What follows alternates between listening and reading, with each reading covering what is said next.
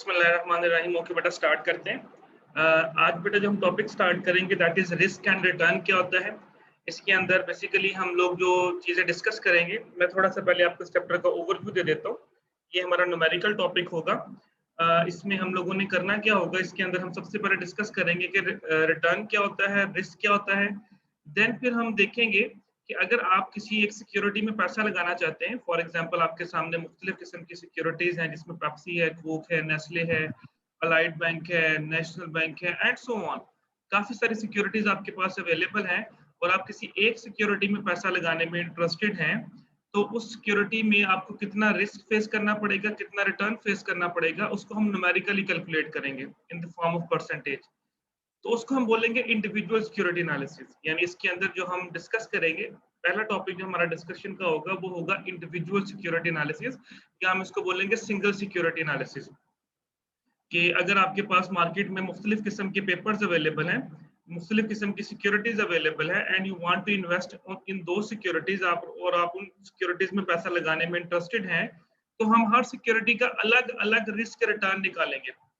Okay, जब हम ये सीख लेंगे देन फिर हम दूसरी तरफ मूव करेंगे इसके सेकंड टॉपिक की तरफ, जो होगा पोर्टफोलियो एनालिसिस।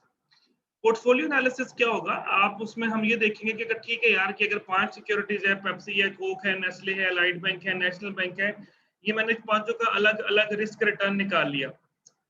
अब मैं चाहता हूं कि मैं इनमें से किसी 3 सिक्योरिटी में पैसा लगाना चाहता हूं, किसी 2 में लगाना चाहता हूं, किसी 4 में लगाना चाहता हूं या 5 में लगाना चाहता हूं, तो उसको हम बोलेंगे पोर्टफोलियो। आपको याद होगा लास्ट टाइम भी मैंने आप लोगों को थोड़ा सा आइडिया दिया था कि पोर्टफोलियो का मतलब क्या होता है। जब आप एक से ज्यादा मुख्तलिफ सिक्योरिटीज में पैसा लगाते हैं, उसको हम पोर्टफोलियो बोलते हैं। देन फिर हम डिस्कस करेंगे कि अगर एक सिक्योरिटी का रिस्क रिटर्न इतना है और अगर मैं चारों में लगाऊं तो फिर चारों का मिलकर रिस्क रिटर्न कितना होगा, उसको हम बोलेंगे portfolio risk and portfolio return. ये हमारा सेकंड टॉपिक होगा इस चैप्टर के अंदर जो हम डिस्कस करेंगे। और थर्ड टॉपिक हमारा होगा capital asset pricing model. CAPM model क्या होता है और कैपएम मॉडल के अंदर रिस्क एंड रिटर्न का रिलेशनशिप क्या होता है, ये हम डिस्कस करेंगे। ये 3 मेन टॉपिक होंगे जो हम इस चैप्टर के अंदर डिस्कस करेंगे, जो कि हमारा डिस्कशन का एरिया होगा। और इसके अंदर हम न्यूमेरिकल सॉल्व करेंगे। न्यूमेरिकल कैसे सॉल्व करेंगे वो 1 बाय 1 मैं आप लोगों को डिस्कस करूंगा आप लोगों के साथ। सबसे पहले हम स्टार्ट करते हैं बेसिक कॉन्सेप्ट से। जी बेटा, tell me what is return. सबसे पहले ये बताएं रिटर्न क्या होता है। सर कोई भी चीज हम रिटर्न करते हैं ओके, वापस के लिए। फाइनेंस के अंदर बेटा बताएं रिटर्न क्या होता है। अगर आप जिसे हम रिटर्न बोलते हैं यार कि अगर मैं यहाँ पे पैसा लगाऊंगा, दी प्रॉफिट। ओके, और सर इंटरेस्ट को। ओके, इंटरेस्ट को। ओके, और इसके अलावा फाइनेंस के पॉइंट ऑफ व्यू से मुझे बताना है, इन्वेस्टमेंट के पॉइंट ऑफ व्यू से, बिजनेसमैन के पॉइंट ऑफ व्यू से बात कर लें। What is return? Investment rate of return. Okay, rate of return हो गया, इन्वेस्टमेंट रेट ऑफ रिटर्न। देखिए अगर हम इसको बेटा प्रॉपर अल्फाज में डिफाइन करें, ठीक है, वो जो आप लोगों ने बातें बताई वो भी सारे ठीक है। प्रॉफिट को बोलते हैं रिटर्न, इंटरेस्ट को रिटर्न बोलते हैं, लेकिन अगर हम इसको प्रॉपर तरीके से डिफाइन करें तो हम रिटर्न को डिफाइन इस तरह से करते हैं, extra amount received on your principal amount. अपनी प्रिंसिपल अमाउंट के ऊपर जो आप एक्स्ट्रा अमाउंट रिसीव करेंगे दैट इज कॉल्ड रिटर्न। आपने 10,000 लगाया, आपको 11,000 वापस आया, तो वो जो 1,000 रुपये आपको एक्स्ट्रा मिला वो आपके लिए रिटर्न है। तो अगर इसको आसान अल्फाज में डिफाइन करें तो the extra amount received on your principal amount is called return. Then what is risk? Risk क्या होता है? uncertainty in future. Okay, uncertainty in future. और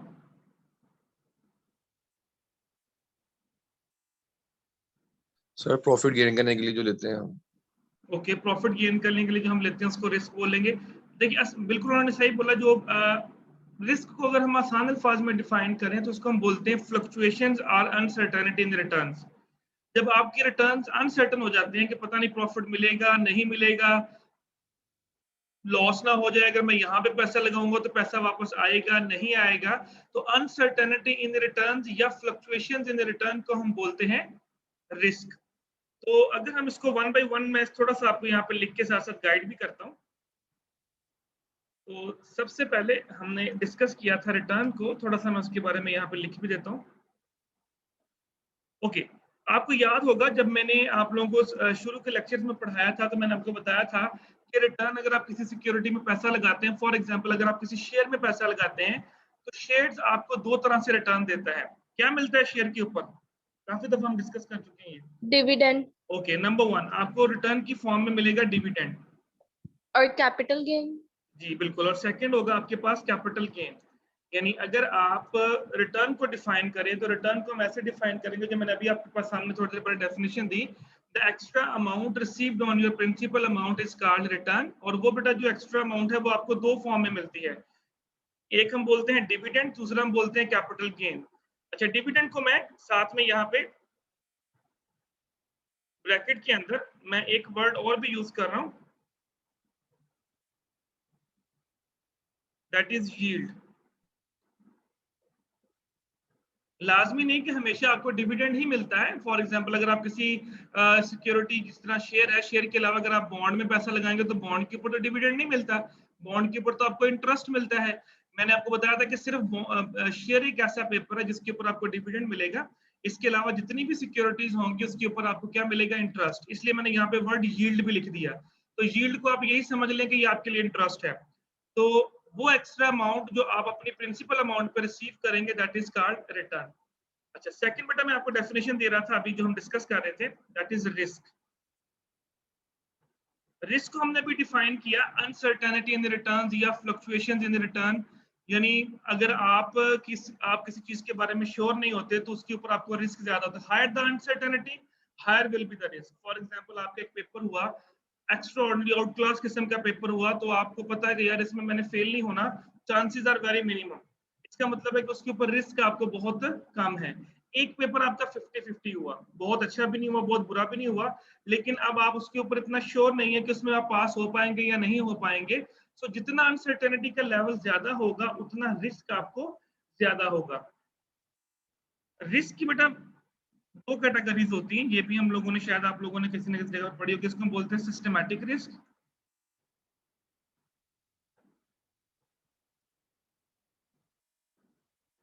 एंड अनसिस्टमैटिक रिस्क। ये मैं इसलिए यहाँ पे एक्सप्लेन कर रहा हूँ क्योंकि मैंने जब आपको कैपे मॉडल पढ़ाना है तो वहां पे जाके मैंने इसको दोबारा यूज करना है। सो दैट्स वाई जो चीज आपको यहाँ पे क्लियर ना हो वो आप मुझसे पूछ सकते हैं। जी, systematic risk and unsystematic risk क्या होता है बेटा? इन दोनों में क्या फर्क है? रिस्क की दो टाइप्स होती है, दो तरह का रिस्क आपको फेस करना पड़ता है जब भी आप किसी सिक्योरिटी में पैसा लगाते हैं। तो एक होता है सिस्टमैटिक रिस्क और एक होता है unsystematic risk. Any idea, anyone? Unsystematic risk होता है जो हमने पहले से प्रिडिक्ट किया होता है, हमने उसके लिए कोई मेजर्स लिए होते हैं, लाइक प्लान और स्ट्रेटजीज बना के रखी होती हैं। लेकिन सिस्टमैटिक रिस्क होता है जो पूरा सिस्टम फेस करता है, वो एक्सटर्नल फैक्टर्स की वजह से होता है, वो हमारे आउट ऑफ कंट्रोल होता है। सिस्टमैटिक, बिल्कुल सही बोला बेटा आपने। सिस्टमैटिक रिस्क बेटा वो रिस्क होता है जो कंपनीज फेस करती हैं due to its external environment. यानी जो एक्सटर्नल एनवायरनमेंट की वजह से आपको फेस करना पड़ेगा, और ये आपको फेस करना ही पड़ेगा चाहे जो मर्जी हो जाए। इसकी बहुत सी एग्जांपल है। फॉर एग्जांपल इन्फ्लेशन हो गया, पॉलिटिकल इंस्टेबिलिटी हो गई, या गवर्नमेंट पॉलिसीज होगी, या गवर्नमेंट ने टैक्सेस चेंज कर दिए, कोई प्रॉब्लम आ गई, गवर्नमेंट ने कोई नए रूल्स एंड रेगुलेशन ले आया जिसकी वजह से पूरी की पूरी जो कंपनी है वो इफेक्ट होती है। इस तरह आजकल देखें जो गवर्नमेंट है वो मुख्तलिफ किस्म के लॉकडाउन लगा रही है मुख्तलिफ बिजनेसेस के ऊपर। अब ये जितने भी बिजनेसेस है उस लॉकडाउन को फेस करना पड़ेगा, उनकी मजबूरी है फेस करना। अब ये वो रिस्क है जिसको हम मार्केट रिस्क भी कहते हैं। ये वो रिस्क होते हैं जो किसी कंपनी के कंट्रोल में नहीं होते, ये कंपनी फेस करती है due to its external environment. External environment का मतलब है कि वो एनवायरनमेंट जो कंपनी के कंट्रोल में नहीं होता, वो कंपनी को फेस करना ही पड़ेगा। और जिस मुल्क में भी जाएंगे उस मुल्क में जाके उसको वो रिस्क फेस करना पड़ेगा। हाँ, ये हो सकता है किसी मुल्क में ये रिस्क कम हो, किसी मुल्क में ये रिस्क ज्यादा हो। फॉर एग्जांपल जिस तरह पाकिस्तान के एग्जांपल लें तो आज से कुछ साल पहले अगर आप देखें तो यहाँ पे जो धमाके बहुत ज्यादा होते थे, तो यहाँ पे लोग बिजनेस करने से डरते थे, आते नहीं थे, क्योंकि यहाँ पे उनको सिस्टमैटिक रिस्क बहुत हाई फेस करना पड़ता था। पॉलिटिकल इंस्टेबिलिटी बहुत ज्यादा थी। अब भी खैर पॉलिटिकल इंस्टेबिलिटी है, लेकिन वहां पे उनको ये नहीं पता होता था कि आज गवर्नमेंट है कल नहीं है। तो जिन कंट्रीज के अंदर इस किस्म के फैक्टर्स होंगे वहां पे बिजनेसेस को सिस्टमैटिक रिस्क ज्यादा फेस करना पड़ेगा। अनसिस्टमैटिक रिस्क वो रिस्क होता है जो कंपनी बेटा अपने इंटरनल एनवायरनमेंट की वजह से फेस करती है। Internal environment mean poor planning, wrong investment, wrong planning, आपकी जो इंटरनल लोगों ने स्ट्राइक कर दी, आपकी हड़ताल कर दी मुलाजमी ने, जिस वजह से आपको रिस्क फेस करना पड़ा। यानी ये वो रिस्क होते हैं जो आप अपनी गलती की वजह से फेस करते हैं, ये वो रिस्क होते हैं जो आप अपने इंटरनल एनवायरनमेंट की वजह से फेस करते हैं। Those risks are called unsystematic risk. जो अनसिस्टमैटिक रिस्क होता है बेटा, इसको हम, मैं इसके और भी लिख देता हूँ, कंट्रोलेबल रिस्क भी कहते हैं, और सिस्टमैटिक रिस्क को हम अनकंट्रोलेबल रिस्क भी कहते हैं।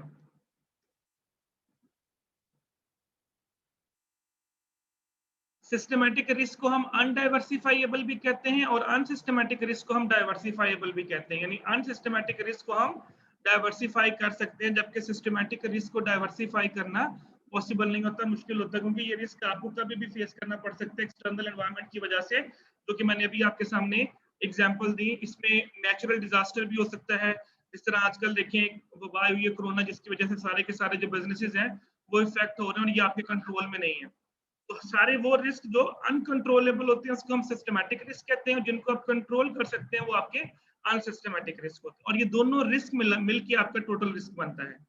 और ये रिस्क हम लोगों ने देखना है कि जब हम लोग इन्वेस्टमेंट करेंगे तो किस कंपनी में पैसा लगाना चाहिए, उस कंपनी के अंदर स्टेबिलिटी है या नहीं, उसकी प्लानिंग कैसी है, ये सारे के सारे फैक्टर्स देखे जाते हैं। तो this is the definition of return and risk. तो रिटर्न बेटा क्या होता है, वो एक्स्ट्रा अमाउंट जो आप अपनी प्रिंसिपल अमाउंट पे इन्वेस्ट करते हैं उसको हम लोग रिटर्न बोलेंगे, और रिस्क बेटा क्या होगा, fluctuations in return is called risk. ये बेटा यहाँ डेफिनेशन तक कोई प्रॉब्लम? अब हम इनकी कैलकुलेशन सीखेंगे आगे। एनीवन, एनी कंफ्यूजन बेटा? यस नो में आंसर दिया करें बेटा, अगर क्लियर है तो फिर हम आगे मूव करते हैं। यस सर, क्लियर है। ओके बेटा।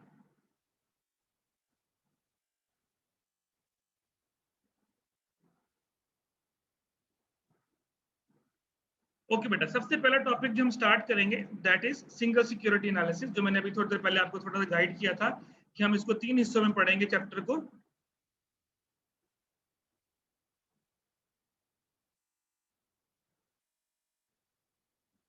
सिंगल सिक्योरिटी एनालिसिस हमारा पहला टॉपिक होगा। इसमें सिंगल सिक्योरिटी एनालिसिस के अंदर हम ये डिस्कस करेंगे कि how to calculate the risk and return of an individual security. एक इंडिविजुअल सिक्योरिटी का हम रिस्क एंड रिटर्न कैसे कैलकुलेट करेंगे। तो आपके सामने क्या होगा, आपके सामने डाटा गिवन होगा। अब इसमें हम देखेंगे कि how to calculate the risk of a security and how to calculate the return of a security. For example मैं आपके सामने पेप्सी कंपनी का हम डाटा उठाते हैं, मैं कहता हूँ यार पेप्सी कंपनी की पिछली 6 साल का डाटा उठाओ। आपने नेट से जाकर 6 साल की उसकी जो रिटर्न है उनका डाटा उठाया। अब मैं कहता हूँ कि प्रेडिक्ट करो 7वें साल रिटर्न क्या होगा, प्रेडिक्ट करो 8वें साल रिटर्न क्या होगा। यानी उस डाटे की बेस के ऊपर हमने प्रेडिक्शन देनी है कि फ्यूचर में रिस्क और फ्यूचर में रिटर्न कितना हो सकता है। इसको अगर आप देखें तो इसको हम लोग हिस्टोरिकल सिमुलेशन भी कहते हैं या हिस्टोरिकल मेथड भी कहते हैं, जिसके अंदर हम क्या करते हैं, हम पास्ट डाटे को लेके प्रेडिक्शन देते हैं कि फ्यूचर में क्या होगा। फॉर एग्जांपल अगर मैं आप लोगों के मार्क्स प्रेडिक्ट करना चाहूँ किसी स्टूडेंट के, तो मैं क्या करूंगा, मैं आपके प्रीवियस 3 जो सेमेस्टर्स है उनके टोटल मार्क्स को लूंगा और उसकी बेस के ऊपर आपको जो भी फॉर्मूले के अंदर टर्म्स यूज होंगी उसकी बेस के ऊपर मैं प्रेडिक्शन दूंगा कि फ्यूचर में आपके मार्क्स कितने हो सकते हैं। वो प्रेडिक्शन ठीक भी हो सकती है, वो प्रेडिक्शन गलत भी हो सकती है। जितना उसके अंदर रिस्क ज्यादा होगा, प्रेडिक्शन के सही या गलत होने के चांसेस उतने ज्यादा हैं, और जितना रिस्क उसमें कम होगा, प्रेडिक्शन होने के चांसेस उतने ही कम है। सिंगल सिक्योरिटी एनालिसिस के अंदर हम लोग कैसे रिटर्न और कैसे रिस्क को कैलकुलेट करेंगे। तो सबसे पहले आपके सामने हम रिटर्न कैलकुलेट करेंगे। ये फार्मूला आपके सामने ओपन है, मैं यहाँ फार्मूला लिखूंगा नहीं। This is the formula how to calculate the return of a single security. Single security का मतलब है एक सिक्योरिटी का हम करेंगे कैलकुलेशन। तो formula is R bar equal to R I into P I, यानी R into P. This is the formula summation R into P I. ये आपके सामने फार्मूला ओपन है। इसके अंदर आर बार क्या है, R bar is your expected return. This R stand for previous return, जो पिछले सालों के रिटर्न्स आपके पास गिवन होंगे उन रिटर्न्स को हम लेंगे। And P I stand for probability. Probability का मतलब होता है चांसेस ऑफ अकरेंस। तो जब आपको ये क्वेश्चन फॉर एग्जांपल अगर आएगा तो उस क्वेश्चन के अंदर आपको 2 कॉलम्स गिवन होंगे। एक कॉलम गिवन होगा आपको रिटर्न का, जो कि प्रीवियस रिटर्न्स का कॉलम होगा, और दूसरा कॉलम होगा प्रोबेबिलिटी का। Probability mean chances of occurrence, कि आपको क्या चांस है कि ये चीज आपको फेस करनी पड़ सकती है। करना आपने क्या होगा, उन दोनों कॉलम्स को आपस में मल्टीप्लाई करेंगे and then summation. This is called sigma. और जब आप उस कॉलम को सम अप करेंगे तो आपके पास जो आंसर निकलेगा that answer is called expected return of that security. Are bar is expected return, लाजमी नहीं कि जितना रिटर्न आएगा वही लाजमी आपको मिलेगा। एक्सपेक्टेड का मतलब है चांसेस है कितना रिटर्न आपको मिलेगा, मिल भी सकता है नहीं भी मिल सकता। अभी हम सिर्फ एनालिसिस कर रहे हैं और एनालिसिस करने का मकसद यही होता है कि हमें थोड़ा सा आइडिया हो जाए कि हमें रिस्क रिटर्न कितना फेस करना पड़ सकता है। ओके, ये फॉर्मूला बेटा बेशक नोट कर लें, क्योंकि अभी मैं एक छोटा सा क्वेश्चन लिखूंगा, उस क्वेश्चन का भी हम सॉल्व करेंगे। कैलकुलेटर अपने पास रखिएगा। तो मैं पहले आप लोगों को फॉर्मूलाज दे रहा हूं। तो are I into P I is your return formula of a single security. Okay, अब आप कहते हैं हमने रिस्क कैलकुलेट करना है, तो रिस्क कैलकुलेशन के लिए अभी मैं फॉर्मूला आपके सामने ओपन कर रहा हूं।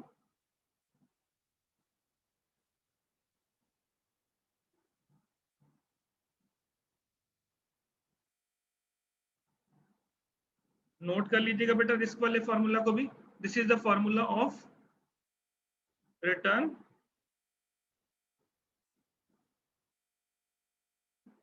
Okay, this is the formula of risk, R I minus R bar का square into P I under root summation. ये आई और ये आई क्या होता है, ये आई बेटा नंबर ऑफ वैल्यूज होती हैं 1 2 3 4 5 6, इसलिए आपने इस आई से कंफ्यूज नहीं होना। आई लिखें या ना लिखें इससे कोई फर्क नहीं पड़ता, इट्स जनरल फार्मूला। तो आर आई का मतलब होता है पहली सिक्योरिटी 2 3 4 5, जितना इसमें डाटा गिवन होगा उतना डाटा हम वहां पे यूज कर लेंगे। तो पहले आप इन दोनों फार्मूलाज को नोट कर लें, देन फिर हम इसको करते हैं और देन बताऊंगा कि इंडिविजुअल सिक्योरिटी एनालिसिस का मतलब क्या है, कि एक सिक्योरिटी का रिस्क और रिटर्न क्या है। फॉर एग्जांपल आपको पेप्सी का डाटा दे दिया गया, मैंने कहा पेप्सी का रिस्क रिटर्न निकालें।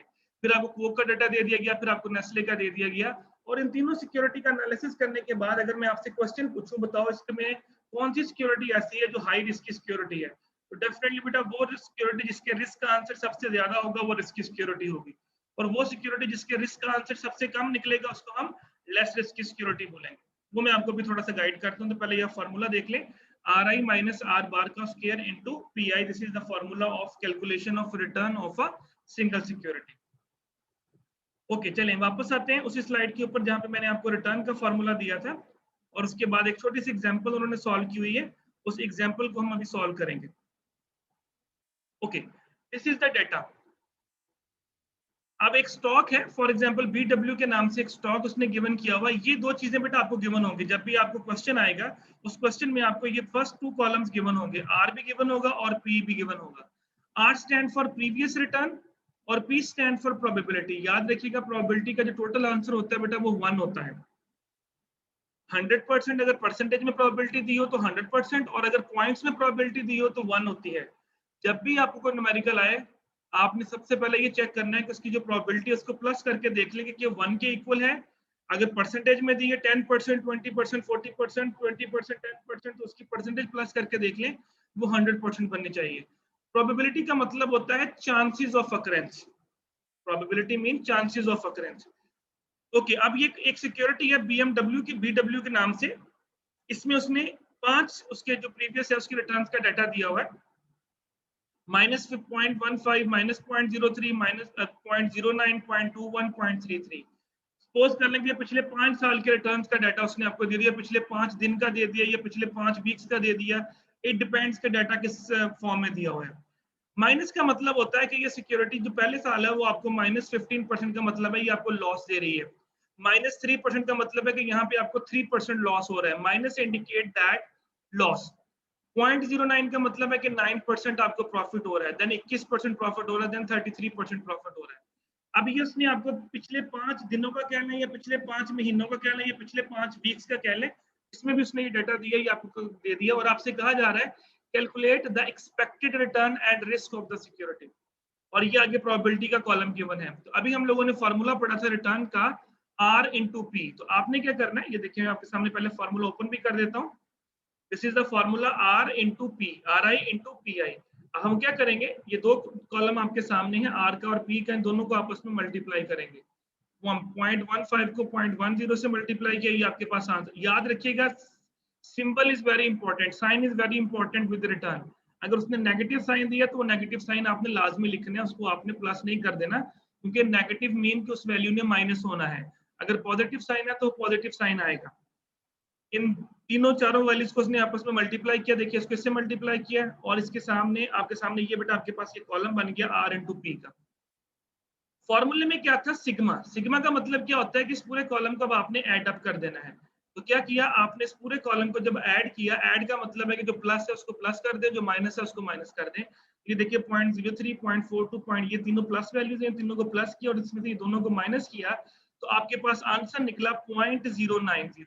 और अगर आप इसको 100 से मल्टीप्लाई करेंगे तो परसेंटेज में आंसर क्या निकला, 9%। यानी ये सिक्योरिटी जो BW के नाम से है, ये सिक्योरिटी आपको फ्यूचर में 9% तक प्रॉफिट दे सकती है।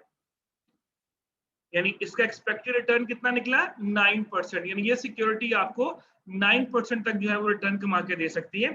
तो ये था बेटा हमारे पास how to calculate return, very simple formula. दोनों कॉलम को आपस में मल्टीप्लाई करेंगे तो आपके पास ये आंसर आ जाएगा ऐड करने के बाद। जी बेटा, यहाँ तक प्रॉब्लम, शायद आप लोगों ने ये इस तरह के क्वेश्चन जो है वो अपने स्टैट वगैरह में भी किए हों। यहाँ तक क्लियर है बेटा?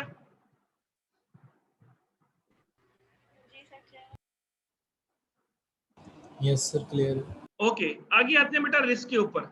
रिस्क का हमारे पास फॉर्मूला था, मैं पहले आपको रिस्क का फॉर्मूला दिखा देता हूँ। This is the formula, R minus R बार का स्क्वायर इनटू P। अब ये R जो है, ये R ये वाला कॉलम है जो क्वेश्चन में गिवन था, this one, minus 0.15, minus 0.03, 0.09, 0.21, 0.3, minus R bar. R बार बेटा जो अभी आपने कैलकुलेट किया, दिस इज 0.09, ये आपके पास R बार है। यानी ये आपके पास R है और ये आपके पास R बार है जो भी आपने कैलकुलेट किया। इन दोनों को माइनस करके आप लेंगे square, multiply by P। P ये आपके पास जो प्रोबेबिलिटी का कॉलम है 0.10। यानी अगर आपने अब रिस्क कैलकुलेट करना है तो हम क्या करेंगे,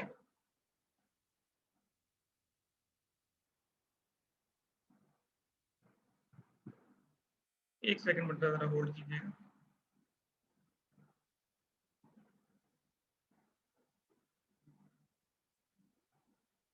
ओके, तो ये आपके सामने बेटा मैं यहाँ पे ओपन भी कर देता हूँ। तो ये देखिए ये आपके पास RI का कॉलम है, ये वही क्वेश्चन है, और ये आपके पास P का कॉलम है। और आपने बेटा R इंटू P के जरिए ये 0.09 कैलकुलेट किया था। अब हमने क्या करना है, अब हमने एक नया कॉलम बनाना है फॉर्मूले के हिसाब से, R माइनस R बार का स्क्वायर इंटू P। इसको आप एक ही स्टेप में सॉल्व करेंगे ताकि आपके पास जो कैलकुलेशन के एरर के चांसेस ऑफ एरर है वो कम से कम हो।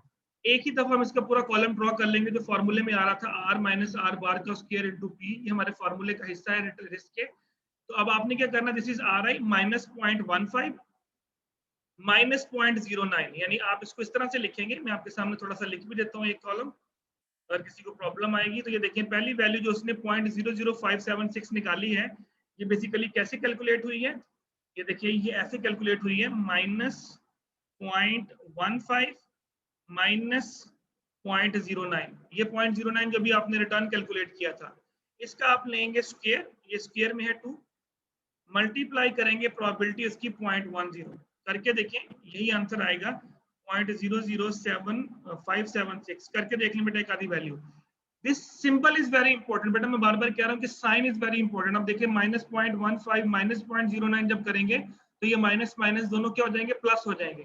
इसका जब आप स्क्वायर लेंगे तो ऑटोमेटिकली वैल्यू पॉजिटिव हो जाएगी, और उसके बाद मल्टीप्लाई करेंगे आप 0.10 के साथ, तो देखिए आंसर 0.00576 यही आएगा।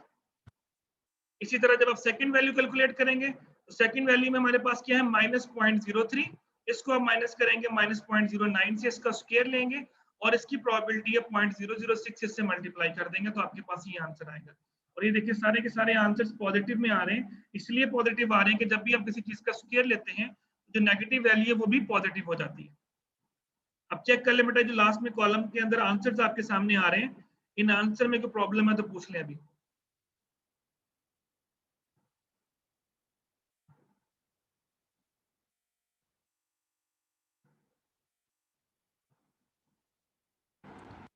क्लियर है बेटा?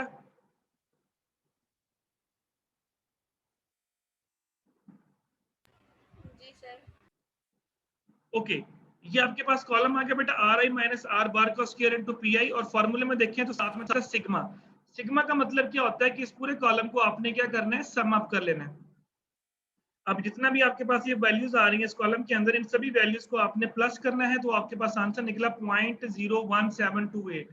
और 0.01728, और अगर आप फार्मूले में देखें तो उस फार्मूले के अंदर आपके पास आ रहा था अंडर रूट।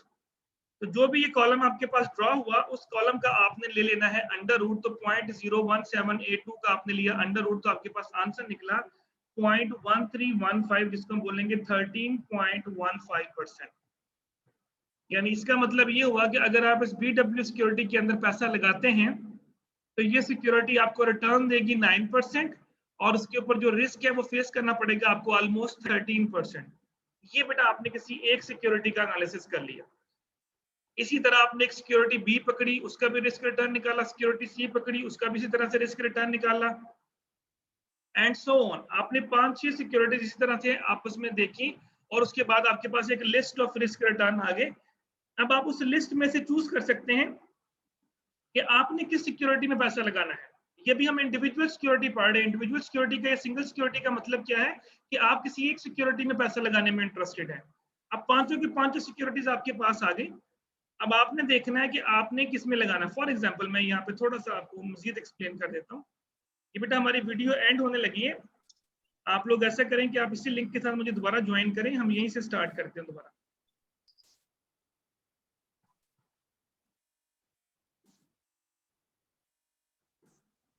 इसी लिंक पे बेटा दोबारा ज्वाइन करें।